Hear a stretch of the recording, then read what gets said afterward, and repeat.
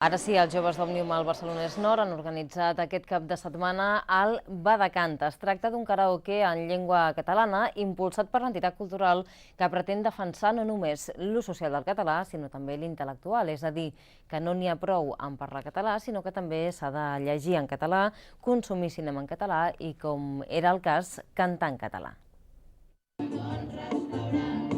Els joves d'Òmnium al Barcelonès Nord van instal·lar un escenari a la plaça de la Vila i van seleccionar alguns dels èxits del pop-rock català de sempre i també del més recent, des de Joan Manel Serrat, els Amics de les Arts, Manel o els Catarres. Tu ets el boig de la ciutat, tu l'has matat.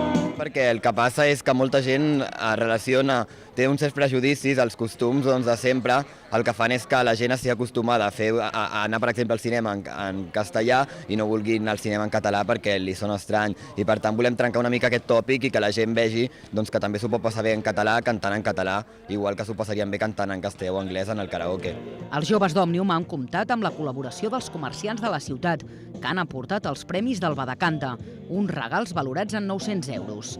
Aquest karaoke en català va aconseguir aplegar diumenge a la plaça de la Vila més d'un centenar de persones.